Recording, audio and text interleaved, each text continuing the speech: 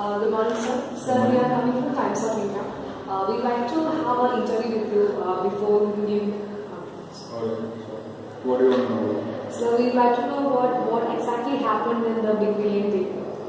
Yeah, so you might have been aware of how Flipkart had promoted the Big Billion Day over a period of 2 weeks. And so I'll say in a way that what we had expected the demand would be. We had expected the demand would be like 20 times than the normal traffic, but it was actually 50 times. So that's where some of our problems. So what I did, I divided it into 3 parts. So first part would be the demand that we mistook.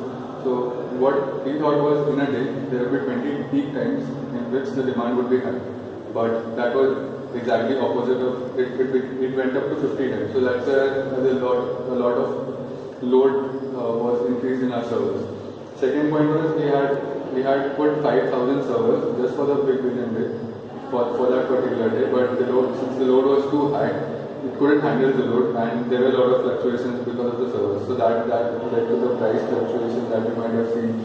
So you've seen the price. So the price was it was people perceived it in a way that the price was raised and then it was reduced back, but it was due to some server errors that occurred that the price it was not actually raised, but it showed the incorrect value. That was one problem that we faced.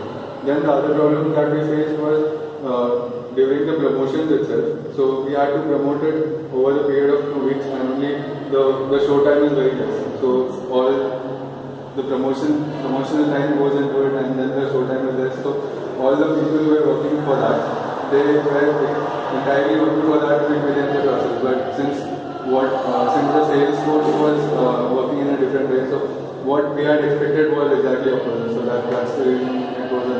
Sir, do you think as an effect of this, a lot of customers had a lot of faith in you over the past years? Of course. So customers are definitely our first priority. That is the only reason why we came up with this strategy, so that we could get more customers. So in spite of this failure, I would not say a failure, in spite of this glitch in the Big Billion Day, we still had 1.5 million customers on that particular day. So that's a very good achievement for us. So after that, we think or the statistics mention somewhere that the customers that used to be before the Billion Day and the customers after the Billion Day, is there a change, like increase or decrease?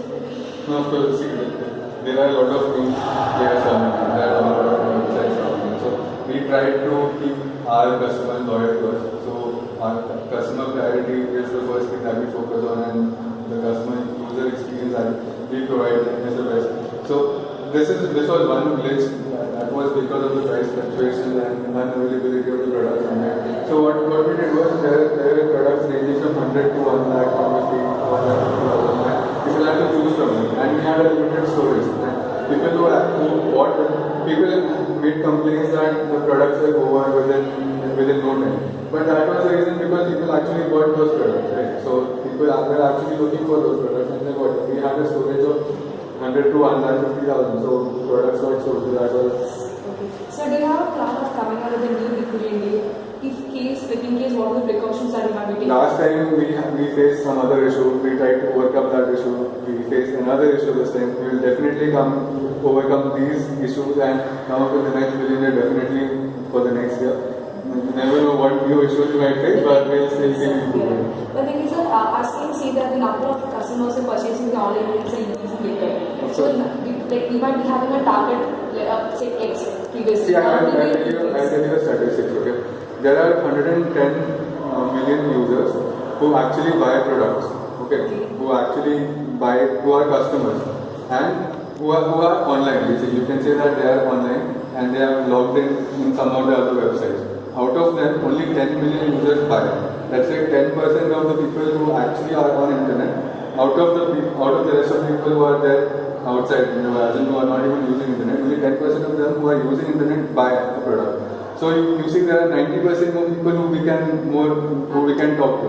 So it's a big market, and I'm sure definitely down the line when e-commerce and all these industries grow, people will start buying more products from online. So, all the best for the company.